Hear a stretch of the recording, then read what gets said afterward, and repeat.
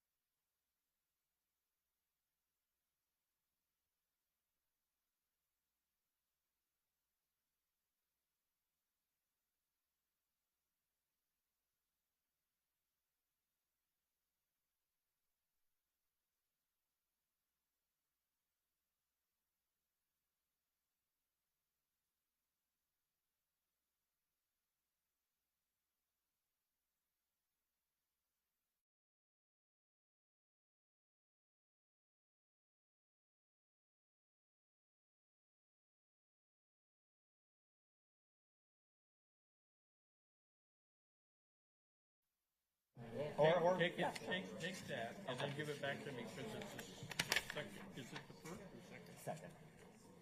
Yes. Yeah. Okay, welcome to the Board of Adjustment meeting today, Wednesday, May 8th. We're going to start with the Pledge of Allegiance. Caldwell, if you could lead us, please. I pledge allegiance To the flag of the United States of America and to the republic for which it stands, one nation, under God, indivisible, with liberty and justice for all. Thank you. Jamie, if you could start with a roll call. Mr. Cooper? Mr. Cooper? yes. Mr. Jones? Here. Mr. Mead? Here. Ms. Rathburn? Here. Mr. Stressaw? Yes. Vice Chair Wolf is absent. Mr. Hergopian is absent. Chair Elfman? Here. You have a quorum. Thank you. And Dwayne, do you want to just introduce the team on that side? I'll introduce myself, Deputy City Attorney Dwayne Spence, and I'll defer to Zoning Administrator Mohammed Malik.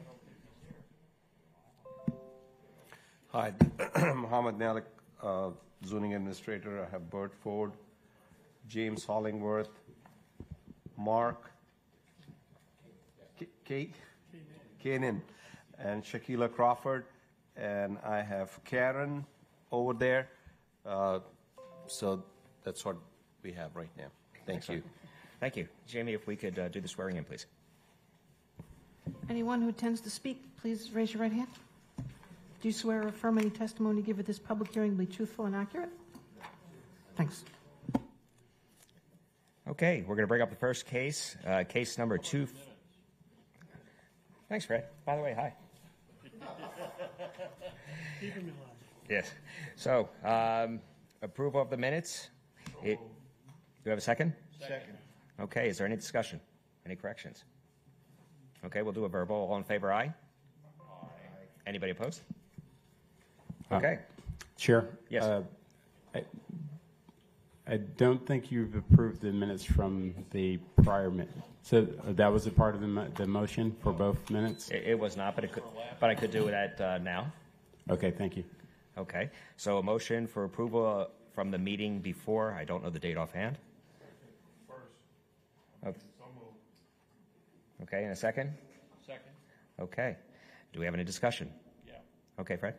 I'm going to vote no because I wasn't on a board at that time, so I'm not going to approve minutes for a meeting that I didn't attend. Okay, that's probably a good idea. So everybody else, all in favor? Aye? Aye. Anybody opposed? One opposed? Fred opposed. Okay.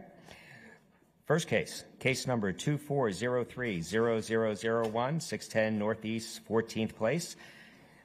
Disclosures, Milton? Doug? Fred? Site visit, please. Microphone, Fred. Site visit. Okay. Caldwell? No. None. Okay, and none for me. Okay, do we have a respondent? Okay, yes, hi.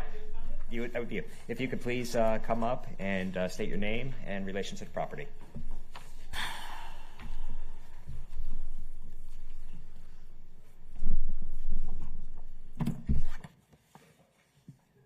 Hi. Hi, I'm Jukisha Wright. I'm the owner of the property.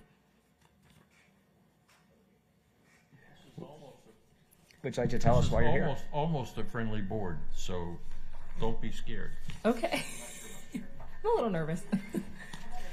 Okay, so that's okay. Don't be nervous. Share with us a little bit about why you're here. Okay, I'm here because I applied for a variance. I applied for permits, and my permit continued to get denied, and I found out that my house was built in a setback. When I purchased the house in 2017, I was not aware of that. Since then, I've had damage to my property due to storms, and trying to fix those damages, had to apply for a permit. When the permit got denied, I came to the BOA to find out why, and they let me know that my house was built in the setback, so I'm applying for a variance to get that approved. Okay. Anything else you want to add at this point? No. Okay. But I'm going to have you keep close. I'm going to see if there's anybody from the public wishing to speak on this, and then Okay. we may have questions from the board. Okay.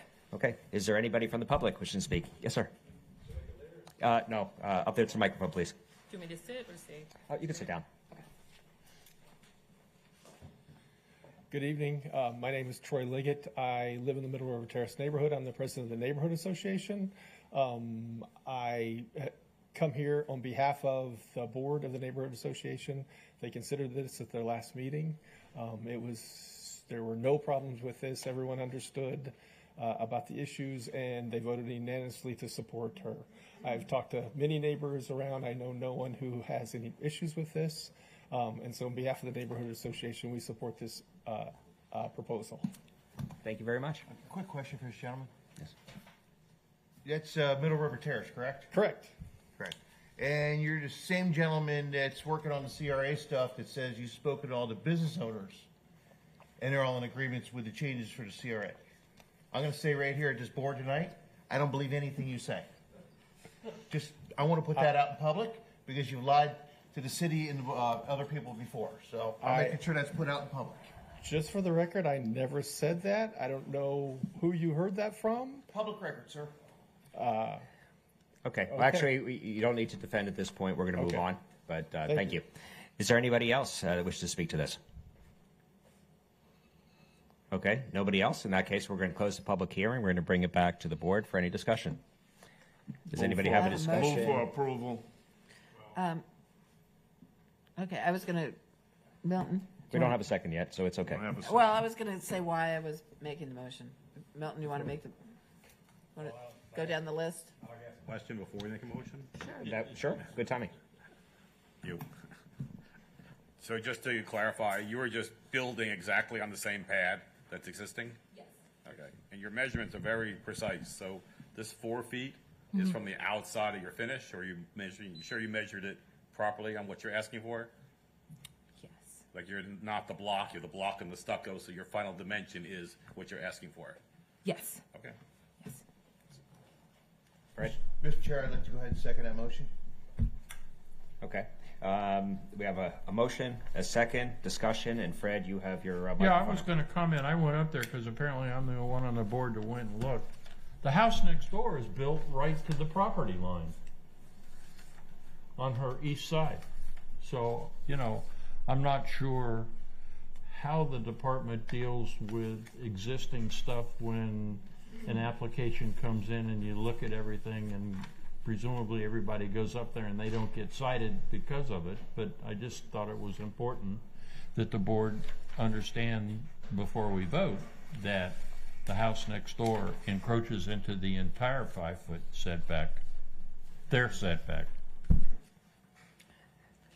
Thank you. Any more discussion?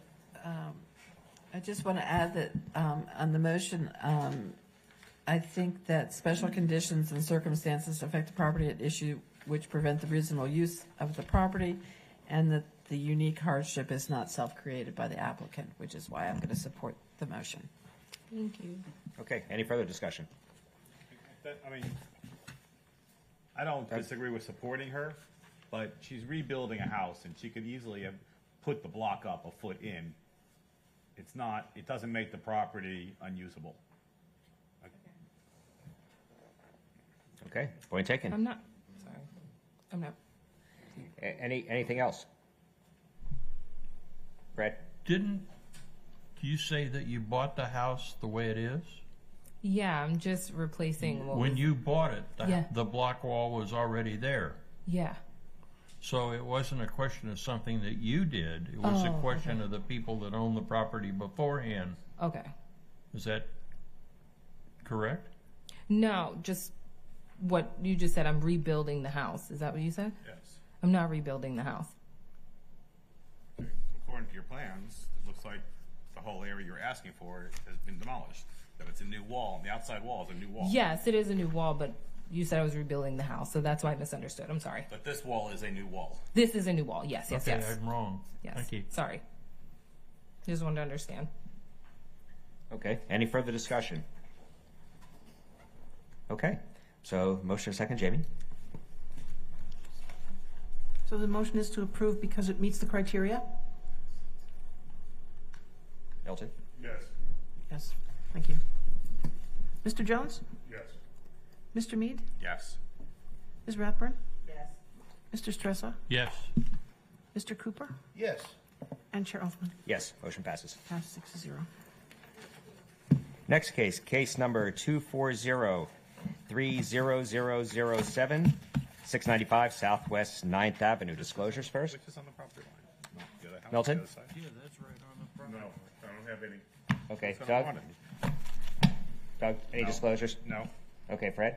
Multiple site visits, and I did have a conversation with a public person that filed with the city with a letter of objection. Okay, Colwell? Site visit. Nothing. Pat? Okay, and Shakiro, this was the one, I saw emails come in, this was the one where we had objection letters as well? Okay, thank you for the record. And I have no disclosures except I met one of the owners tonight. So, that in mind, sir, you can go right ahead. Is your microphone on? Lit? Apparently not. Okay. Good evening. Rod Feiner, I'm an attorney with Coker & Feiner, 1404 South Andrews Avenue in Fort Lauderdale. I was not aware of any letters of objection being sent in. Just want to say at the beginning. Well, I'm not sure it's an objection, and I'm sure that we will hear from her, so then we'll both know. It was Thank a you, letter sir. that came at the end of the day from somebody who walks in the neighborhood and was against it.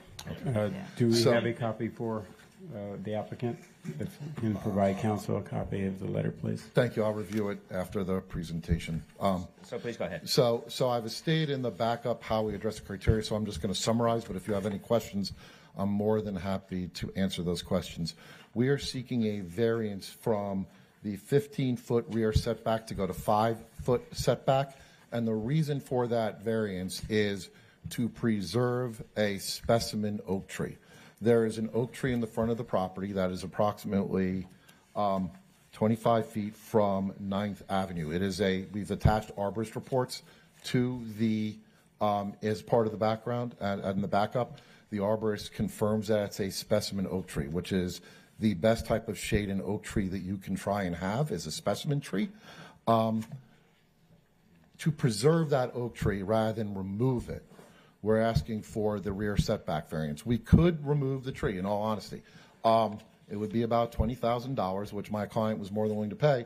But when we were sitting here, some of the members of the neighborhood had asked us to preserve that tree. And well, it's a good public policy to preserve specimen oak trees if we can. So we did that. If that oak tree was not there, we would not need the variance. The arborists have said that that oak tree, and this is in your backup in the report as well, the arborist, Florida State Certified Arborist, has said that oak tree cannot be relocated. If it's relocated or try to be moved somewhere on the property or something else, that oak tree is going to die. And the reason it's going to die are severalfold. One is the root system is very sensitive to that. In addition to which, because of the new flood regulations, there has to be a significant amount of fill brought onto the property. Now, we can work the fill in such a way to preserve the root tree and the root ball and the root system of the oak tree so it does not cause problems by putting a type of wall or something in that area that preserves that, to do that, which my client is more than willing to do, and it's part of the plans to do that. But without that, and the fill that would be added to the property, or even if fill wasn't, the water that would go into that would destroy the tree. So there's no way to preserve that tree or relocate that tree in such a way that it would survive, according to the Florida arborists whose reports we've submitted with you. My clients, Tim Ritvo and Roberto Gomez, are here. They looked at this several ways, and honestly, the full canopy spread of a specimen oak tree is a benefit to the neighborhood. It hangs out onto the neighboring streets and properties. We'd like to preserve that if we can. Moving the house 10 feet back into the rear setback preserves the oak tree. We've spoken to the neighbor to the rear of our property. They expressed no objection to that setback requirement. We do not have a letter of no objection with us today. We tried to get in the last week and we just kept missing each other. But that is the nature of the variance. And and let me qualify, the specimen oak tree has been there for 20 years at least. We did not plant that oak tree. That oak tree grew and matured as it was. So the fact that the specimen oak tree is there is not a self-created hardship. It was already existing and classified as the specimen oak tree. So we didn't do that, and that meets the intent of the code. Your code favors trying to preserve shade trees, especially specimen shade trees, to the greatest extent possible. And so that's what we're seeking to do here by this variance. Otherwise, we could remove in all honesty, we could remove the tree. There's nothing in code that prevents us from moving the tree, and we'll sit the house where it is. It's not the preferred methodology. It's not what we suggest the intent of code and the tree preservation ordinance is that everyone is trying to accomplish right now. Being green and keeping everything that's there, especially with the shade that this provides on the nearby sidewalks and everything else, is a benefit to the public and the city. That's what we want to do. With that, we're happy to answer any questions. Okay, what we're going to do is we're going to take any comments from the public, but don't go too far. I know there's going to be plenty of questions for you. Yes, sir. Okay, thank you. Is there anybody from the public wishing to speak to this matter? Okay, then we'll just go in order. Ladies first.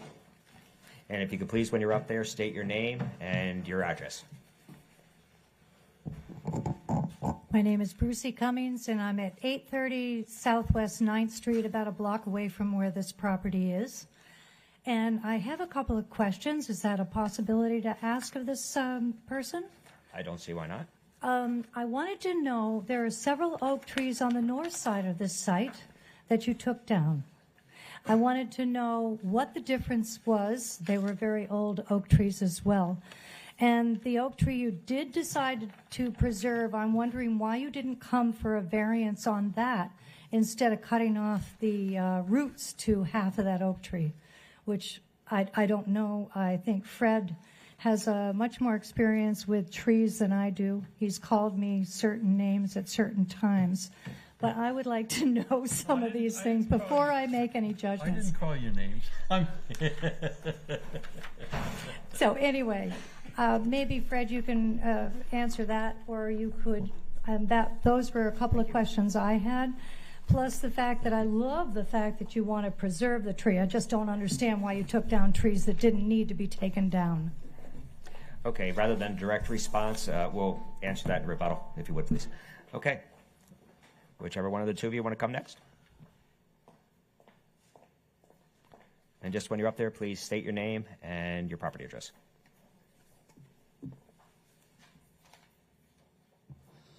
Good evening. I'm James Dunmeyer, 707 Southwest 9th Avenue, Fort Lauderdale. I am against this, and I'll give you my reasons here, but I'd like to know what the specific reason is for the 15-foot setback. It's there for a reason. Is it there for fire? Is it there for utility easement? That's one of the concerns that I have. The second thing is, I think it sets a terrible precedent to where anybody can just ask for a variance because they want to increase the size of their lot or raise the amount of value that it is. So, I mean, I see people all the time that they say one thing and they really mean another. So it's, yeah, I want to preserve the tree, but I also want this big house. I mean, you have to weigh what they're actually, where are they actually going with this, and as far as that goes. I'm totally against having a setback decreased. Okay, thank you, sir. Go on up. Same, please state your name and property address. Do you have a site plan of what house you actually putting the house? Do you have a site plan of where the house is actually going? Okay, sir. Hello, my name is Edesio Bifoni. I live at 701 Southwest 9th Avenue. I moved to the neighborhood 7 years ago because of the trees, before the nature and the park. And I like to protect nature wherever I go. As Jim said, I would like to know what those 15 feet are there for, what is a code for that. And his discussion was mostly, we're trying to save the tree to put the house there. But they just have to put a smaller house and respect the 15 feet and respect the tree at the same time. So pretty much like what Jim said. Okay. You're welcome. Thank you, sir. And before you go, and Bert, since it's been asked twice, I'll let you be the expert in explaining why the 15 feet. Unless you want to do it, Mohammed? Or anybody?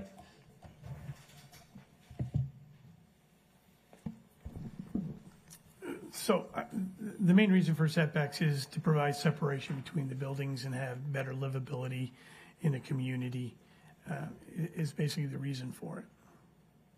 Thank you. There's your answer. Okay. Is there anybody else from the public wishing to speak? In that case, we'll close the public hearing and we're going to bring it back. Let's save time at the end where you can answer all those questions. I'm sure there's going to be direct questions from people on the board. All right, so that's we'll let fine. you wrap it all in together. So any questions from the board? And Doug, your microphone's lit, so you can go first. Okay, Fred, you took a lot of notes. I know you have questions. Oh, yeah, I was going to let everybody else go first. That's okay. Go for it, Has Fred. anybody else got any comments or ask questions? Bad? Let you go first. Go for it. Okay, first of all, this is going to get ugly. First of all, there is a large number of city staff and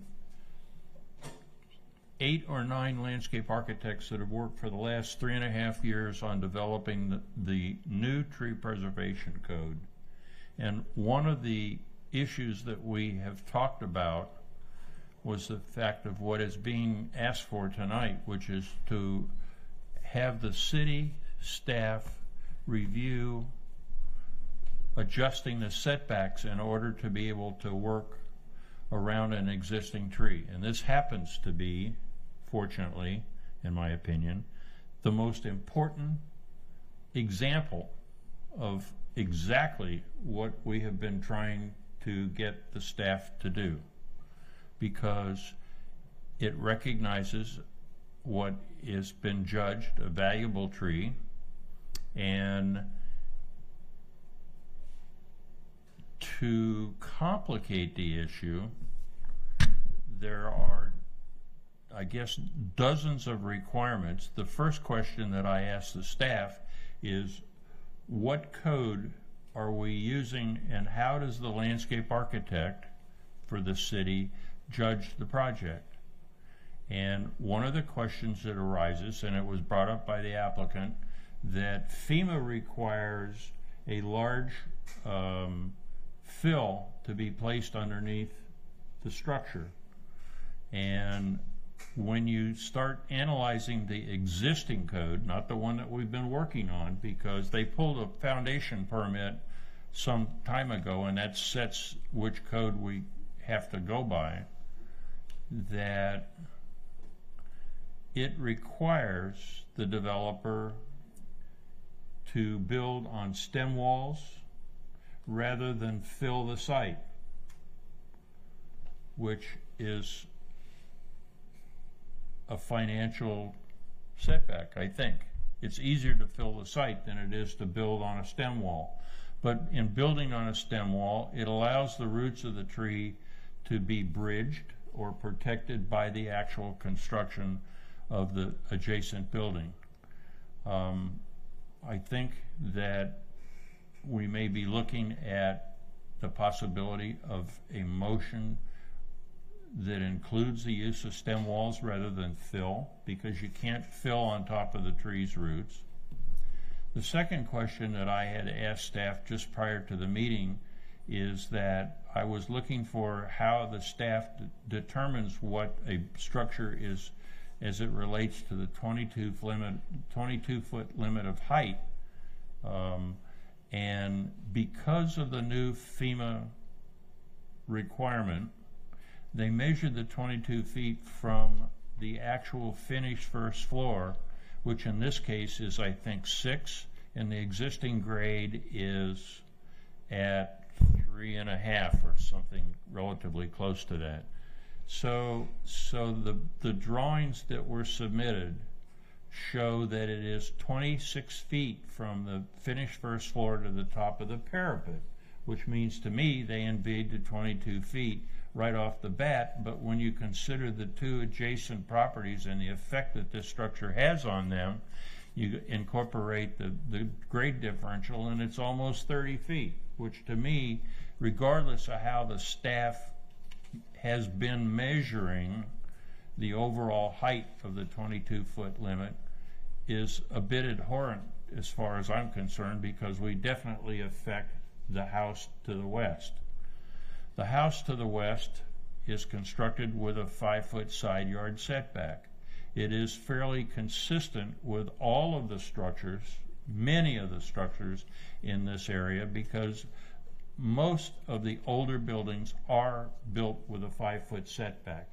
The reason that the staff classifies the west property line as a rear yard is because it's a corner lot. And now that with the applicant's application to move the building into that 15 feet, I think that the board needs to consider the impact of a 30-foot high building on the adjacent property. I'm not sure where we're going on that one, but anyway, there are requirements by the current landscape code, and Mark's got a whole list of things that are required, which includes the fill. It includes the protection of the tree preservation fences, which does not allow, once they put in the wall on the north and on the west side, does not allow any access between the walls of the structure and the tree. And I'm not sure how they're going to handle that one, because they're going to have to finish, I guess, with scaffolding in that particular area. But the current code doesn't allow any use of that space between the tree and the face of the building.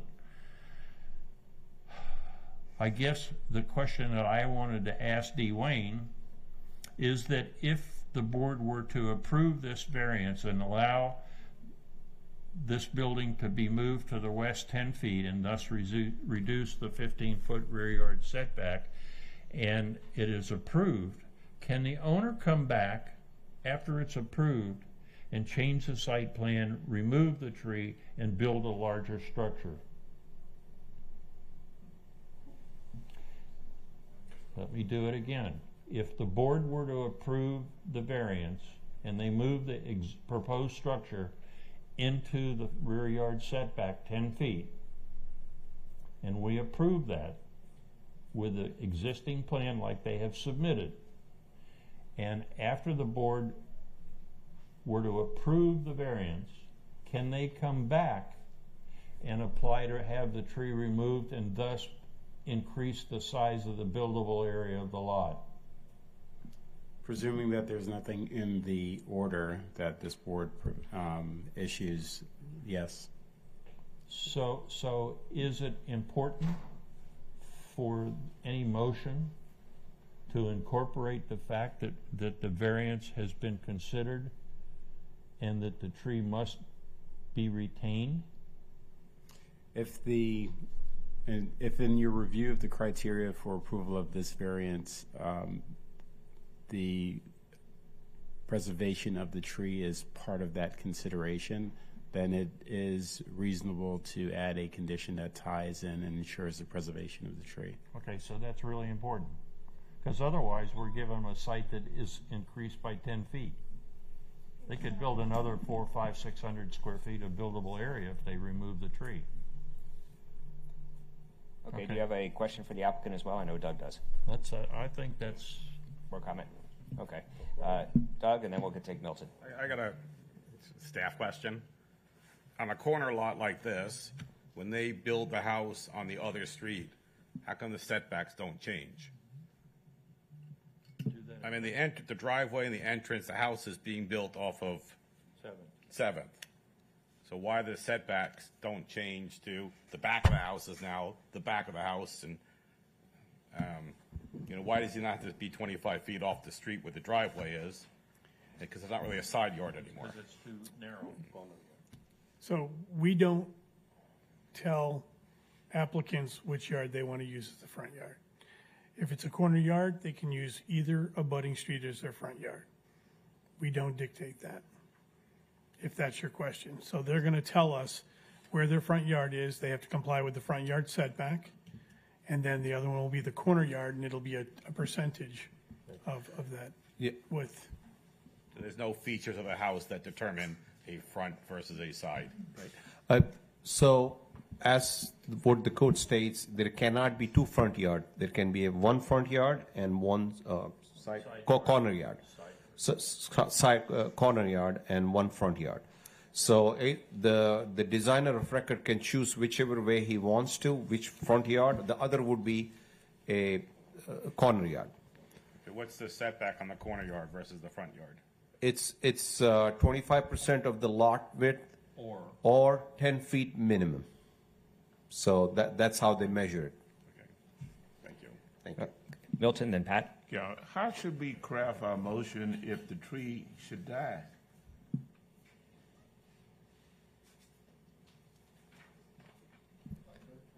Dwayne? So, in reliance on the variance, they would essentially be building the structure within the allowable footprint based on if a variance were to be granted. The question is whether or not that can be extinguished when that structure is demolished, and whether you want to put some kind of a criteria tied to that, but you would not be able to withdraw the variance and have them demolish the structure if the tree doesn't survive. What I would suggest be done, and let me just say this, the applicant will, and I say this at the meeting on the record as the attorney for the applicant, that the applicant knowingly and voluntarily, okay, agrees that a condition of this variance would be that the structure has to be substantially built in the footprint of the site plan that was given, and that even if the tree dies, the variance remains with the size of the structure. So that addresses Mr. Stressow's contact, that if something happens to the tree, we can go, oh, let's go do this. We're saying we're going to build this footprint. This variance only applies to this building footprint of the site plan that was submitted as backup to the variance. And we agree to that condition knowingly and voluntarily, where we're limiting that. So even though this runs with the land, and we acknowledge that a variance does run with the land, by having that condition in the records, and we would agree to record a declaration or something which says that, so any future purchasers would be on notice of that. That'll then be binding on all future potential owners of this property. We're not trying to accomplish anything behind anyone's back or do anything like that. We'll voluntarily record a declaration that's in a form that's satisfiable to the city attorney's office that states that intent. Thank you. Does that answer your question, Milton? It does, but I have a question of Fred. Okay. If we were to look at moving that tree, will it survive? Yeah. It's been there way too long, and I have 3 examples of large oak trees that we've tried to move or have moved in the city or tried to work around. One has been very successful and the other 2 are extremely marginal, and the tree takes 10 or 15 years to die. So I don't think that is the way to go. I've got another comment if that answers your question. Actually, before you go to comment, I'm going to have Pat speak. She's been waiting. So hang in 1 second, Fred. Let me have Pat speak, and then we're going to jump back in, unless it was still on the same thing. Go ahead. Okay. Okay. Thank you. Okay. Sort of my concern about this has been brought up by various people, because my thought was that there would be nothing to stuff dies. You know, we don't want it to die, but lightning hits things, termites hit things, stuff dies eventually. So my concern was granting this variance condition. You can't say provided that the tree still lives, because that's beyond your control. Sort of like where Rod was going, because that was sort of my thought, is that I would be more inclined to be favorable towards this if there was a deed restriction, not just, an agreement and on the record, whatever, but a deed restriction that says that tree gets hit by a bulldozer tomorrow while you're doing something or whatever, or your clients discover that trees fall on their house and make it dirty and do that, and they don't like it anymore, that the setback on the side where the tree is deed restricted to be the site plan elevation as it is of today. If that is that building where you're going to build it is 15 feet, I can't remember, east or west side, whatever it is. House burns down, I don't care. You don't get to build it back in the deed restricted area. We agree with that. However, the city and I, attorney, work on that language, whether it be in a declaration of covenants that's recorded in the public records where we say it's linked to this footprint only, you know, in the attached site plan, or we say that setback on the side fronting this and this area is as shown on the plans or whatever. However, you know, I'm sure Mr. Spence and I can work out that language appropriately. Well, we understand the intent. And the intent is that that area remain vacant, that right. It's a deed restriction, that it remains vacant. You can't come back and ask for a variance in the future, 10 years, 15, 20 years, when we're all, you know, under trees. But that stays, the tree stays as long as it lives. If it dies tomorrow, you still can't build anything there, ever. So Ms. Rathburn, as you know, okay, I have, and I will say again on the record, we have no problem with such declaration or covenant that gets reported in public records. I don't know that it's appropriately a deed restriction, but a covenant works the same way. I like deed restrictions better. And okay. It's up to you. If you want a deed restriction, we can do a deed restriction. I don't have a problem with the methodology. I will say, and because the beneficiary has to be the city of Fort Lauderdale. Okay, and I don't have a problem doing that where, you know, to be released, it has to be the city manager or the designee or the city commission has to approve it. That's fine. I got no problem with that. You can't do it in perpetuity, and you can't do it legally, I don't believe, in a way that says you can never seek to modify this. I can do it in such a way that it has to come back to the city. And I can say it, and if Mr. Spence says, no, we can do it in perpetuity, we're okay with that. But I don't think legally we can. I think we can only put it on there that it can only be modified with the approval of the, and I'll say city commission, which means it would have to go before the city commission on public hearing. You're not making me feel any better. I don't want to misrepresent anything to you and say, I've got them, because we've done it in perpetuity and that's not legally binding, right? So that's the problem. We can do a deed restriction. I got no problems doing that with all that language in there. I can make the city of Fort Lauderdale the beneficiary of that deed restriction. I got no problem with that. It's just that last part that I have an issue. Now I could say that if the home is not built within the footprint, the variance becomes null and void.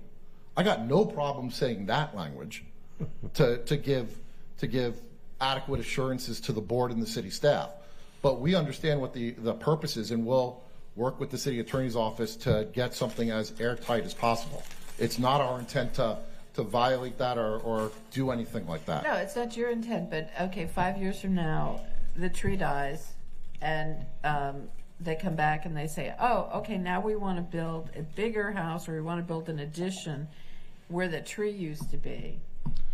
And the whole reason that we might be giving you this variance and to push it back within 5 feet is because of that tree. We can say that in the declaration, that the reason the variance was granted was the tree was a necessary element, et cetera, et cetera. It is what it is, and it's sought to be varied. I mean, that's recorded as a matter of public record. Any future board, city commission, or whatever will see that. The reasoning will be there, and they'll be able to notice that. It's no different than the city commission adopting some type of ordinance and then saying, well, no future city commission can change this. That's not legal. So that's I want to give you the best information possible. I will state as well that my client is here, Mr. Stacer. Tim, come up and just address Mr. Stacer's comment on how the building is being built. Yeah. Into the microphone, say your name and address. So we're going to ask you. My name's Tim Ritvo. My address is 5600 Southwest 67th Terrace in Davie. Are you the principal of Ritos Development LP, the owner of the property? Yes, I am. Okay, go ahead. Yes, and the property is being built on a stem wall that's filled. You are correct. The problem with the FEMA zoning is we're lifting the ground like 3 feet, so a lot of times it does smother these trees. So the more room we get away from the house, the better we are.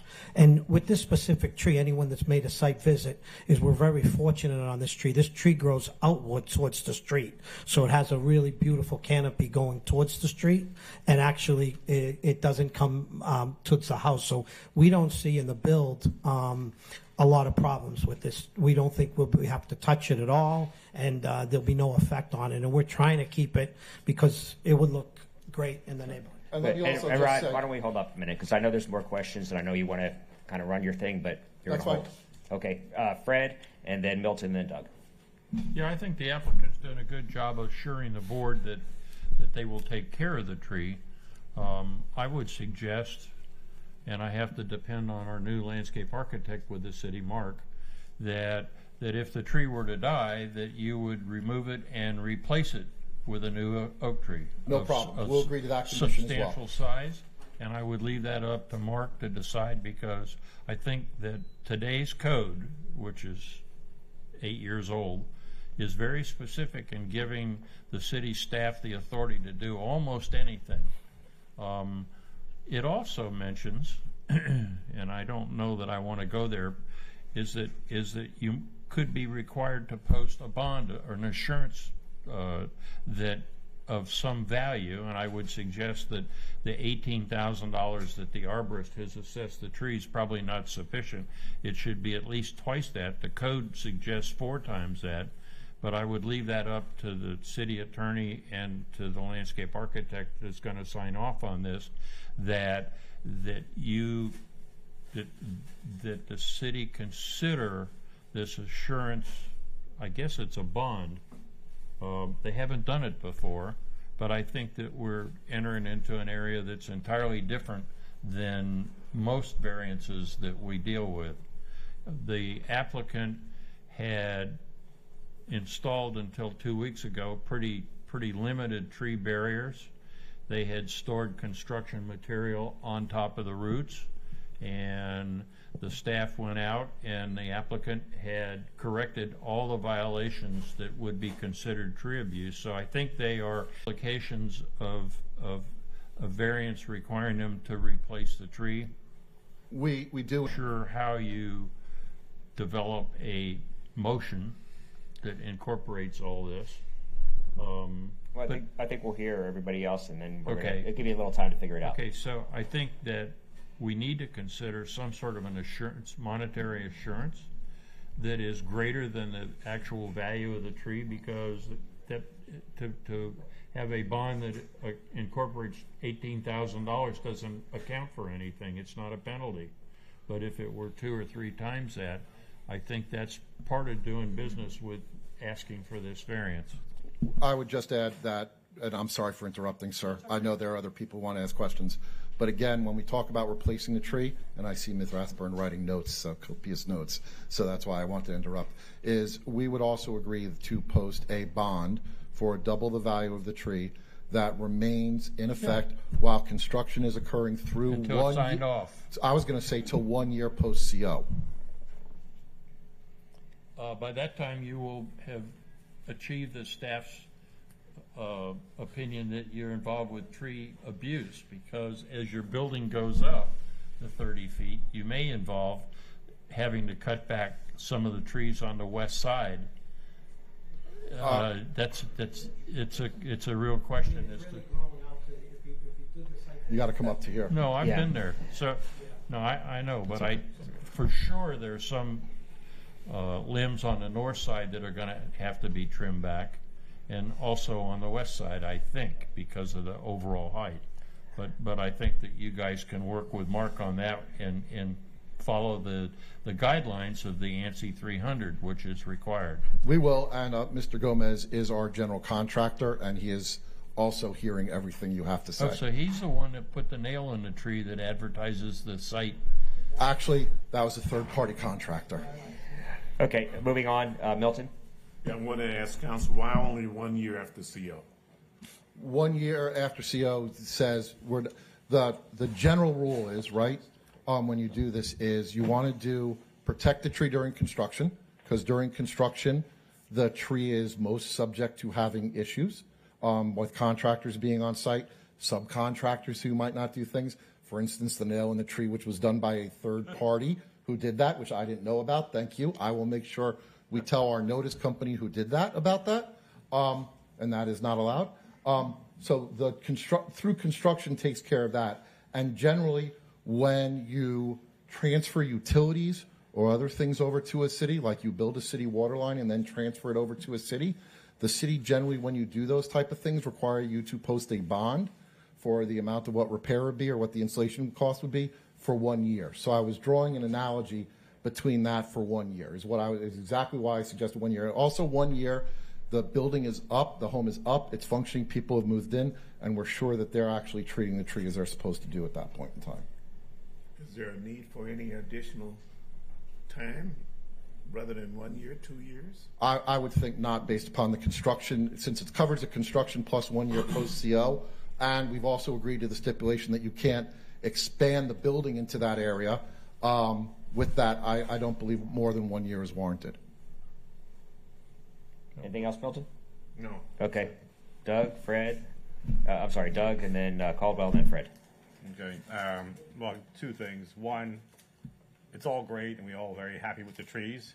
However, you're putting a 30-foot house 5 feet from a neighbor who expected a 15-foot setback.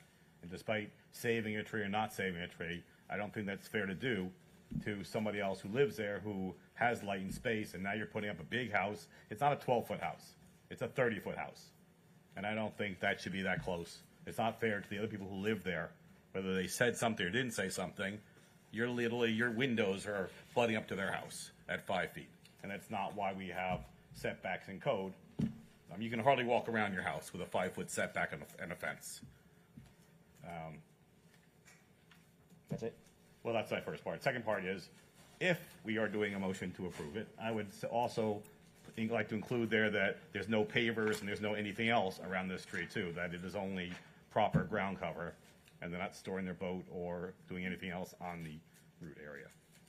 Okay, let's hold off a motion, because if we have one, it's going to be a technical one. Caldwell? So, this is for council. How many square feet is this house going to be? Approximately. You got to come up and introduce yourself and say your name. Hi, Roberto Gomez, Roca GB. I'm the general contractor. The square footage is about 3,800. Okay. And is this a spec home, or what is the intent of the use for this home? The home is going to be built and then sold to a third party, yes. So There's speculation house. Yes, sir. For the most part. Yes, sir. I'm just trying to figure out how we got to where we are today, because I'm not really wrapping my head around it, because I'm really torn of, hey, it is a beautiful oak tree. I'd love to see the oak tree saved. But on the flip side, what about the intent of our code as far as the rights of the neighbors? And as my fellow board member brings up, like, you guys are going to be building on top of the other neighbor, you know, where do we go? Or do we just say, hey, yeah, we're going to save the tree, but 15 feet or the 5-foot side yard setback is just not enough. Maybe we give you 5 feet instead of 10 feet to kind of mesh it, but where is the real hardship that we have here tonight? That's what I'm trying to wrap my head around. So maybe you can help me out. Thank you, sir, and I would like to try. So just so we're clear, we are the owner of the property to the north as well, so we know what's being built in that area. We did speak to the neighbor to the west of us who's directly most impacted. I don't have anything, but they're also not here. But I understand and I appreciate the understanding of respecting that. We don't have a problem saying no pavers or anything, either in the tree area or in that rear setback area. And the hardship is, quite honestly, the existing tree. So yes, there's a balancing act you have to do here tonight, okay? And I get that balancing act. The balancing act is there's an existing specimen oak tree that everyone on city staff, I think, would say, and even the intent of the landscape code is to try and preserve that tree because it won't survive a relocation or anything. That tree has been there for 20 or 30 years. That's the hardship. We didn't create that hardship. The hardship was there and existing as it was. That tree is the specimen oak tree. We would like to try and preserve that tree. I don't believe there's anything in code that requires us to preserve that tree. But it's better for the neighborhood. You've heard people that they like walking along the sidewalks. This property and where the tree is really along the two street frontages that we have. So it benefits the members of the public by the size and location of that tree, or the larger public as a whole, because they get to use the benefits of the shade that that tree will develop and generate with that area. That's the hardship where it comes in. It's an existing site condition which is a hardship that we did not create. I understand the concern about, the setback and moving next to the neighbor. We did talk to that neighbor. We didn't want to do anything that would be contrary to what they were feeling. There's still area between those two that works, and the height is no variance is being sought from the height. Now, I understand Mr. Stresser's comment when we talk about, well, you add the fill and then you do this, but that's how existing code reads. So we are consistent with the code in terms of where height would be. So that's where we are. But, the tree, it just doesn't serve to benefit, for instance, our property, okay? I don't necessarily know that it does. It's a beautiful looking tree that you heard one member of the public say, we'd like to preserve trees. They're upset we didn't preserve a couple other trees that we couldn't from where they were located on the property that work at front on the two streets, that serve as shade benefits for the two streets that serve the public as a whole. So just humor me a little bit. If you were to get a variance for... Member Cooper, if you could put on your microphone, please. I'm sorry, sir. So just humor me a little bit. If we only gave you a variance for a 10-foot side yard setback instead of a 5-foot. So if you were to shave 5 feet off the house, just curious, how many square feet would that take off the house? More importantly, that's the problem. How's that? Because you need at least a 10 feet distance from the tree to the house to preserve the tree and for the tree to give the tree an adequate chance of survival. You need at least that 10-foot difference. And there is 10-foot difference now between the tree and where the house would be on that area. Right, but you're looking for a variance for the side yard setback or the rear yard setback. And I'm saying instead of you only getting, instead of us giving you the 10 feet, if we only gave you 5 feet, so you had to shave 5 feet off the house, how many square feet would it take out of the house? We're talking 150 square feet, or are we talking 400 square feet out of the house? We're probably talking 400 or 500 feet out of the house. That's where the garage is supposed to be located. You can't just cut the 4 or 5 feet from the garage and make the house work. So you're talking about losing a significant portion of the house all along that property boundary. Okay. So I know, before we continue, I know that there's certain members of the public looking to speak again, but Jamie, did I close the public hearing already? Yeah, but you can call them up and ask them if they want to talk. I just want to. Did I do it? Because we can reopen it. Can I just ask a question to clarify something for me? Go ahead, Pat. Okay, I'm looking at this tree disposition plan, and I'm bad at directions, so just where it says garage building and concrete drive, and then it says number 5, that's where the tree is. Correct. And so you want to reduce the setback between where it says garage building and the boundary to the top. To the left. To the west. To the west. Which way is? Yeah. Okay. It's the outside This wall way? of the garage. Because So, Ms. Rathburn, could I approach for a minute? Thanks. I just want to make sure I'm in the right direction. So we're up on the updated site plan I'm showing Okay, here. right here's the tree. Correct.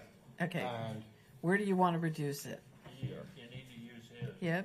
yes, here. Where's that? Here. This is the west of the property. Is this west?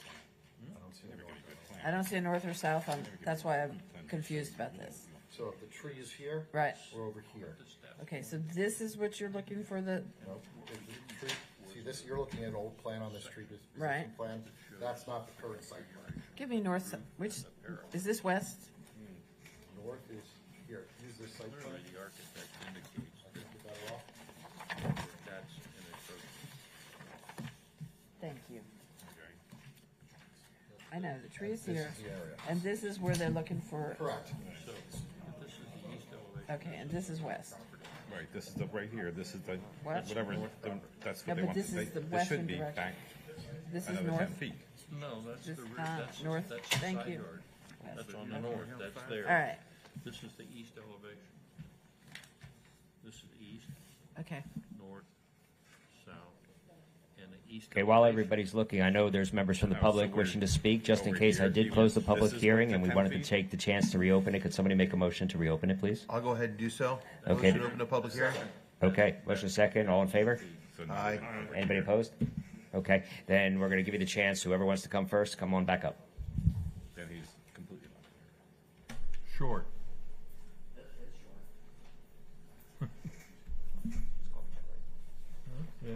save the tree, and honor the code. That's what I would do. It's all the rest of this is all just fluff. Thank you. Okay, sir.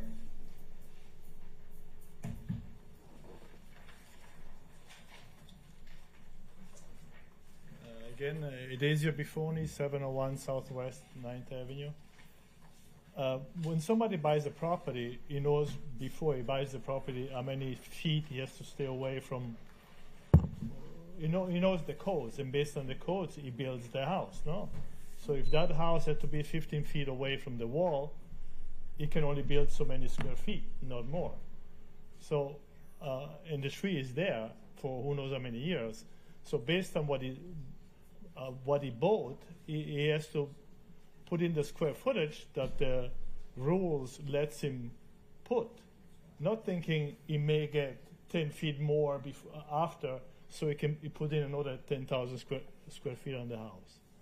So rules are there, so the construction has to be made based on what they bought and the rules of the land.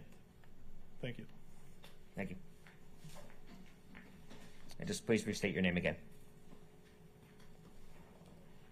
Brucey Cummings, 830 Southwest 9th Street. And I had one question about the setback. When you were talking about the western part, I believe Fred was saying that it is very, very close. 5 feet doesn't give the neighbor anything. But if in fact you decided to allow that, couldn't you have a mandatory setback for the second story? So that would give that neighbor a much more, more open feeling instead of the straight wall kind of effect. That was one thought I had. The other thought, and I don't mean to be disrespectful, but I do agree you did buy this property, you did know this tree was there, and I'm so sickened to hear constantly that money takes over our environment.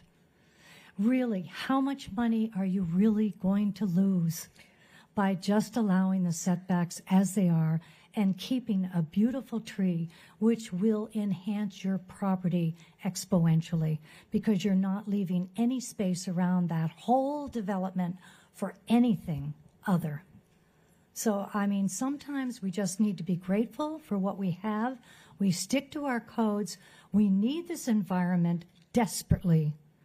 We are cutting down oak trees like crazy in Tarpon River. I have watched Sunday after Saturday after Sunday, and these beautiful trees are being torn down, and a piddling $10,000 or $15,000 fine. Maybe they get a fine.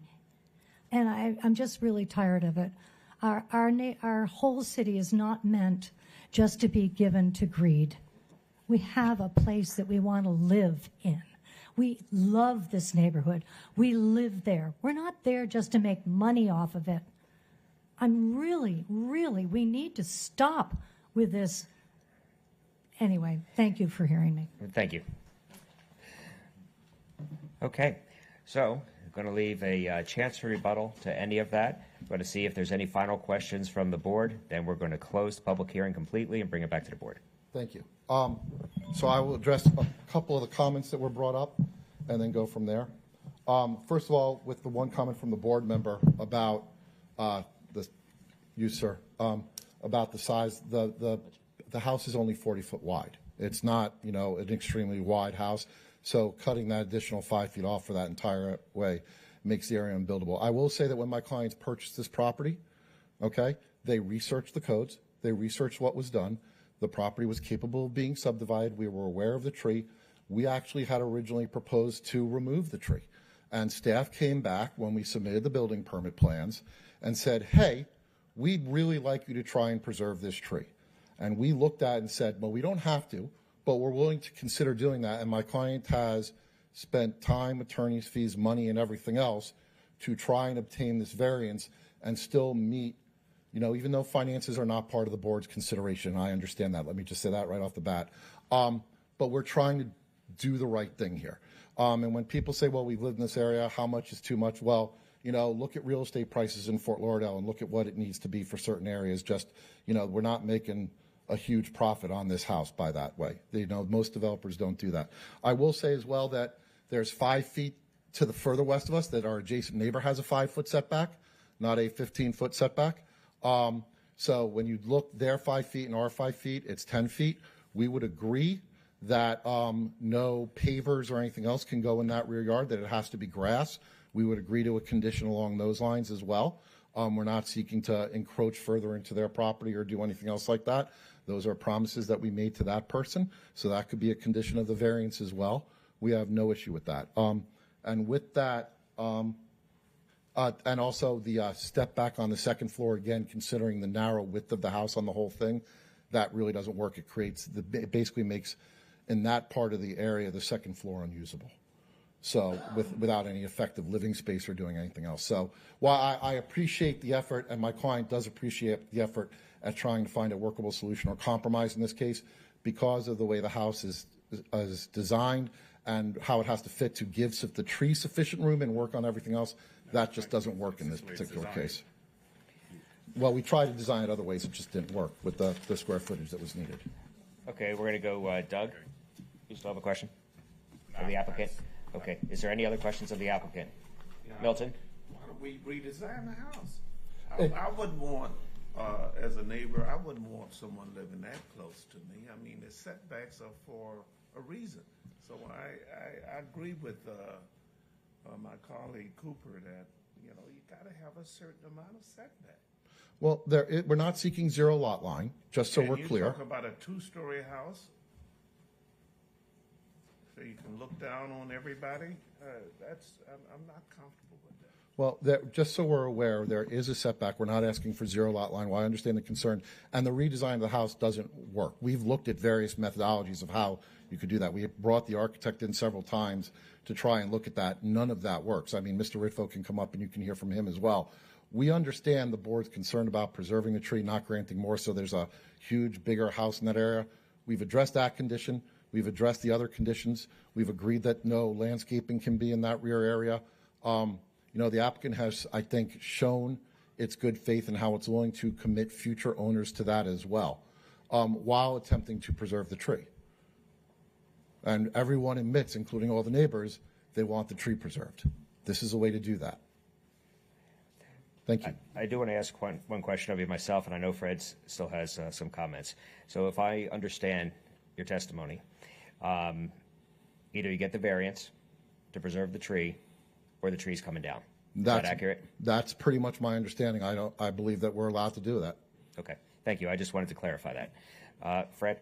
I think he's 100% true, and I'll reiterate again that what they are proposing is exactly what our group that's rewriting the tree preservation ordinance would like to see done. It sets an example of what's there.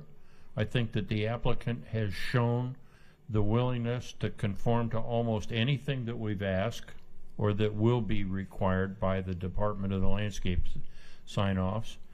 And I guess the comment that I have to make is that and ironically, I built on a corner lot, so I am firmly aware of what happens. But if this was an interior lot, the setback on the west property line would be 5 feet. It's a weird situation because it's a corner lot. And if it was not a corner lot, if it was an interior lot, that setback on the west side would be 5 feet. The back would be 15 feet. Then you have to decide, because he said, well, okay, then the north property line would have to be 15 feet, and there's almost no buildable area, which is what I ran into, and I made the department write a letter saying that they would accept this side access to that it is a side yard and not the front yard. So at any rate, I guess I am troubled by the 22, of anything above the 22 feet, and I think that we are stuck with the FEMA requirement that the finished first floor has to be at 6 feet. So I would really like, in looking, and we don't have a cross-section of what the building looks like, so I don't know, but I'm assuming that's a parapet wall up on top that's an architectural element.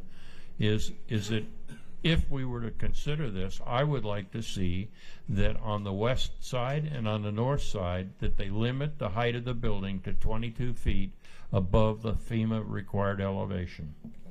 And that may make the building look somewhat stupid. I'm not sure, but the architect clearly recognized that they were above the 22 feet on the drawings. And so I can only reiterate that this is the exact thing that the committee has been working on for 4 years, and I don't think that it's our position to say, oh well, we're just going to make you build a smaller footprint.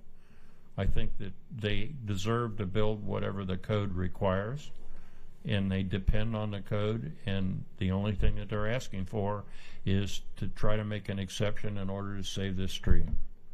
And thank you, sir. And I'll just say that we looked at it. The reason the parapet is there and with what it's done is to screen the AC equipment. And obviously, being close to the neighbor, we don't want to have the AC equipment unscreened. So I respect the comment. I just don't think we can address that particular comment. Thank you. I'm going to close the public hearing completely. Thank you, sir. We're going to bring this back to the board for a vote, or does anybody have any questions of staff before we bring it to a vote? I do. Okay. Of course I do. That's okay. Dwayne, can we make the effective date of the variance the date of recording the agreement, incorporating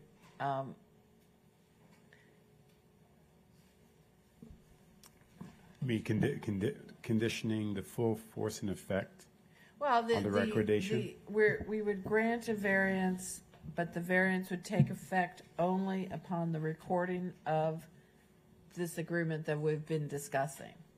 So Yes. they don't get to pull any permits or anything else to build in that area until that lights a fire under you and it lights under fire under them to draft and get this ready to go instead of languishing. As we can put language in the order that it will not be a full force and effect until that occurs.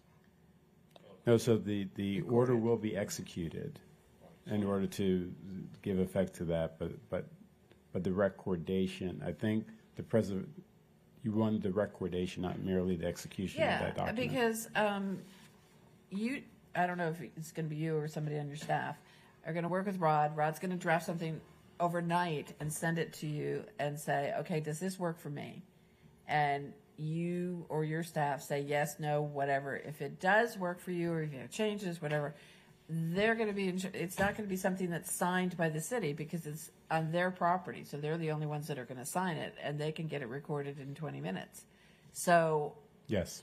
So we can say that the variance only takes effect upon recordation of this agreement, which, and I don't know how to describe it, but this little square down here. Yeah, so I'm hearing two different things with regards to the restriction. So it seems as if what I'm hearing from you is preservation of the area in which the tree is located, whereas I hear from Mr. Feiner,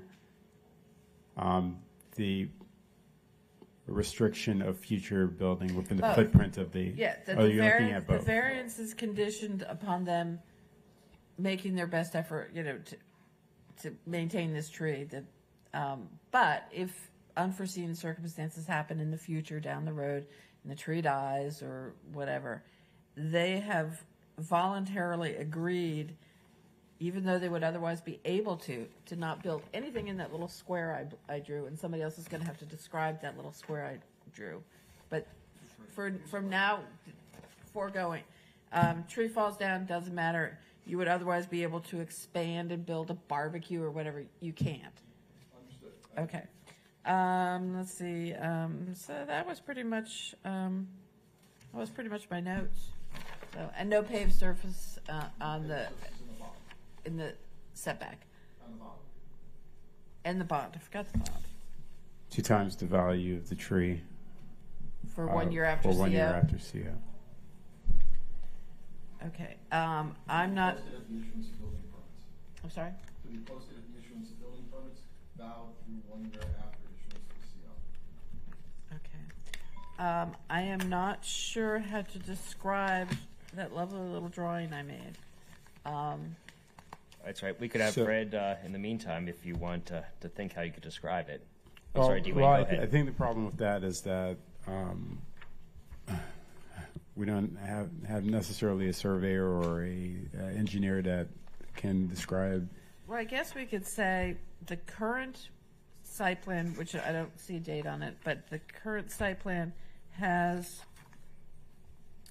I was thinking of doing the current site plan and then drawing the square and defining that as a no-build area. And then clarifying in the declaration that no build means no accessory structures, no pavement, no this, no anything else, and doing a square in that area and defining it as a no build area is how I was talking about. Right. In my mind, as you were talking about what we needed to do, that's how I was described. That's how I was thinking No, about I doing it. understand that, but I want to be clear about the dimensions of the no-build area. Right. Is what I'm concerned about. Because there really aren't. On the If one, if the board is comfortable with Well, an exhibit being entered and that depicts the approximate location of the no-build area that the board can agree upon and be submitted into the record. I think where it says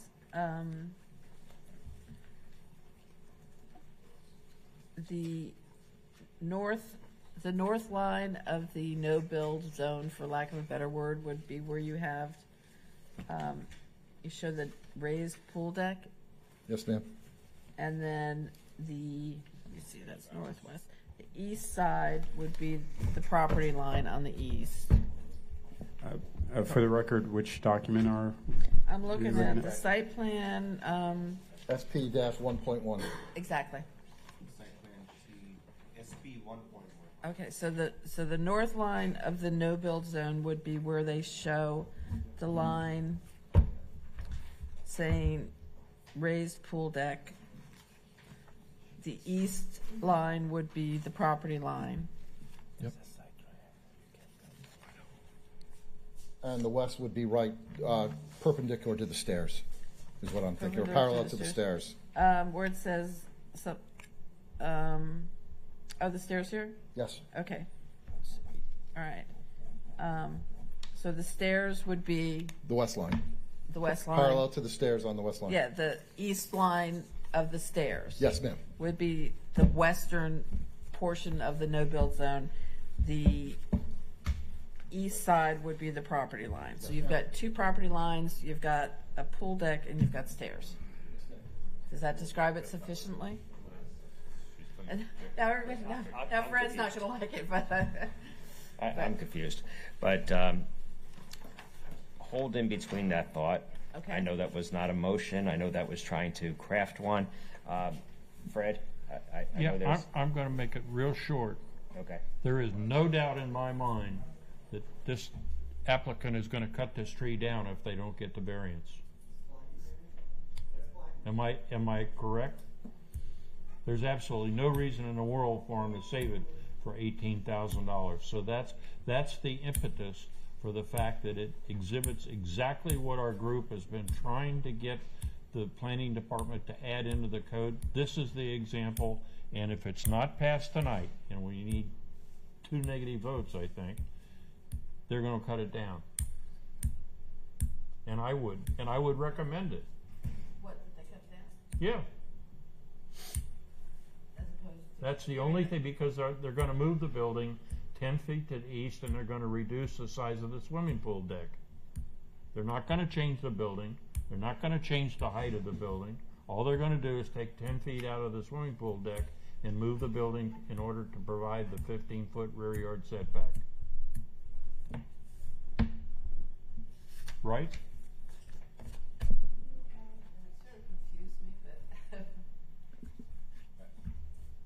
Make the motion, Pat. What's upstairs over this area? I'm I sorry, think Pat, we're if ready. you would turn on your microphone, please. Oh, sorry. Okay, now we're Yeah, ready to you would listen hate to to you. miss one word of what I'm about to say. Okay, Pat, do your best. All right. So, I make a motion based on Fred's interpretation of how the tree ordinance should be and how this would benefit us, The existing ordinance. the existing ordinance. And that we acknowledge that the only way that this tree will be saved is if we grant the variance, and that is in itself a hardship. Therefore, my motion is, I'm going to find my notes.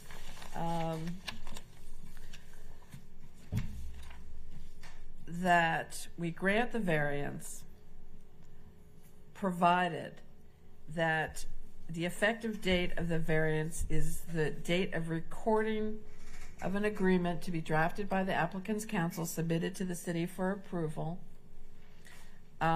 which will specifically state that notwithstanding the fact that the owner by right could build in the area where the tree is located currently, the owner agrees as a condition of the granting of the variance that the document will be recorded running with the land, that provides for what we are calling as a no-build zone, which would be based on site plan 1.1 submitted to the city of Fort Lauderdale, which would create this no-build area on the north by the area that's called the raised pool deck, on the west by the east line of the stairs shown on the site plan, on the south by the property line, and on the east by the property line. That there will be no construction in that area, whether the tree lives or dies. And that there will be a bond posted for 2 times the value of the tree, which is estimated at $18,000 and change, whatever that is. 2 times the value of the tree, posted on issuance of building permits that will run for a year after CO.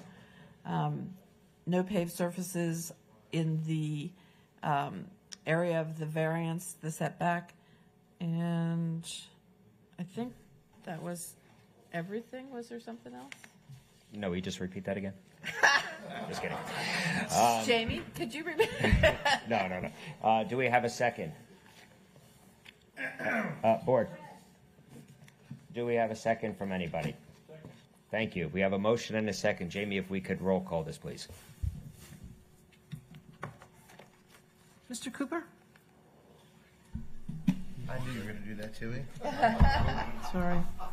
I got to tell you, in 20 plus years of being on boards with the city, I have never felt like I was put in a position where you're damned if you do and damned if you don't. Yep. And I really don't believe that there's a hardship in this case. I believe it's a self-imposed hardship. Having said that, I understand Fred's passion in trees, and it's a beautiful oak tree. I think there's another way to skin the cat, having council said this evening that they own the property contiguous, and I think to the north. Maybe they could move property lines. Maybe other things could be done in order to save the tree. But this evening I am voting no, just because I don't believe there is a hardship. I just want to confirm with Mr. Spence, we need 5 votes to pass, correct? That is correct. We need a majority wrong. plus 1. Okay. Mr. Jones? Aye? Yes? No. I'm not voting in favor of it because of the setback for your neighbors. I think you need a minimum of 10 feet, and I'm not in favor of this. Okay, so it's no. Mr. Mead? I'm going to say no as well, because I think not slicing off the garage, but if you did something over here with this round part and this small design over here, you can slide the house to the right and still be able to build a spec home. Ms. Rathbun? I'm going to vote yes, just because I put so much effort into drafting the motion. Mr. Stressel? Yes. And Chair Hoffman? As much as I'm in favor of saving the tree, I am also a believer in having proper setbacks, so I'm going to vote no. So it failed 2-4. Okay, thank you. Anybody have communication to the city commission? Okay, hearing none, is there anything for the good of the city? Yeah, you guys want to talk about the fence ordinance once more time? When you say you guys, mean the board? It looks like people are a little tired. With that in mind, thank you, Fred, though. Motion to adjourn? Okay. Thank you.